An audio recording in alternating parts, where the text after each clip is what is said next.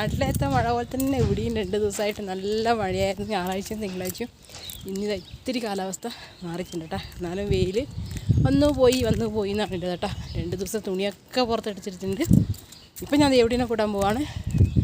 ദേവുട്ടിനെ കൂട്ടാൻ എന്താ സമയമായി. ഞാൻ ഓടിപ്പോവാണ്. ദേവുട്ടിനെ കൂട്ടിയിട്ട് കാണിക്കാട്ടോ.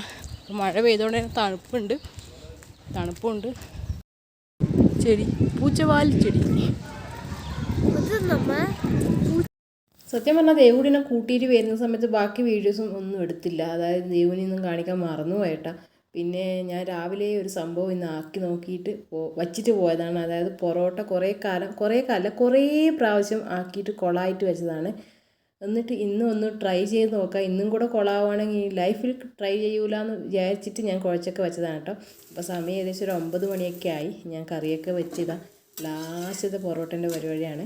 ഇന്ന് ഞാൻ അടിപൊളിയായിട്ട് ഉണ്ടാക്കി ഗേസ്. സന്തോഷം കൊണ്ട് ഇരിക്കാൻ പോയി കേട്ടോ. ഇന്ന് പൊറോട്ട ശരിയായതുകൊണ്ട് നല്ല അടിപൊളിയായിട്ടുള്ള പൊറോട്ട കിട്ടിയതാ. ഞാൻ അടിച്ചുകൊണ്ടിരിക്കുന്നുണ്ട്.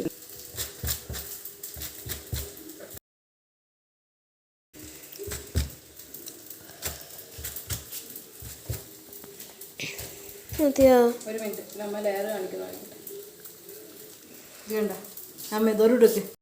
അപ്പോൾ ഉറങ്ങുന്നത് ദേവുട്ടിനെയും പിടിച്ച് വെച്ചിട്ടാണ് ഞാൻ വീഡിയോ എടുപ്പിക്കുന്നത്. പൊറോട്ടയുണ്ട് ഉറങ്ങല്ല എന്ന് പറഞ്ഞിട്ട് ദേവുട്ടി ഞാൻ ഉറങ്ങാണ്ട് ഇത്ര നേരം എത്തിച്ചു. അങ്ങനെ പൊറോട്ടേൻ്റെ വീഡിയോ എടുത്തു. അപ്പോൾ നവമീൻ്റെ വ്രതമായതുകൊണ്ട് തന്നെ നോൺ വെജ് ഇല്ലല്ലോ. അപ്പോൾ സോയയുടെ കറിയാണ് കേട്ടോ. നമ്മുടെ ബട്ടർ ചിക്കനൊക്കെ വെക്കുന്ന പോലെ മസാല ഉണ്ടാക്കിയിട്ട് നമ്മുടെ ബട്ടർ സോയ എന്ന് പറയാം. സംഭവം നല്ല അടിപൊളി ടേസ്റ്റാണ്. കറി നല്ല ടേസ്റ്റാണ്.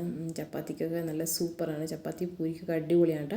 അങ്ങനെ ഞാൻ ഇതാ പൊറോട്ടയും സോയക്കറിയും കൂട്ടി കഴിക്കാൻ പോകുന്നുണ്ട്. അപ്പോൾ എല്ലാവരും കഴിച്ചു. എല്ലാവരും കഴിച്ച് കഴിഞ്ഞിട്ട് ഞാനിതാ ലാസ്റ്റ് ഞാനാണ് കേട്ടോ കഴിക്കാൻ പോകുന്നത്. അപ്പോൾ ഒരു 8 പൊറോട്ടയെ ഞാൻ ഉണ്ടാക്കിയിട്ടുള്ളൂ.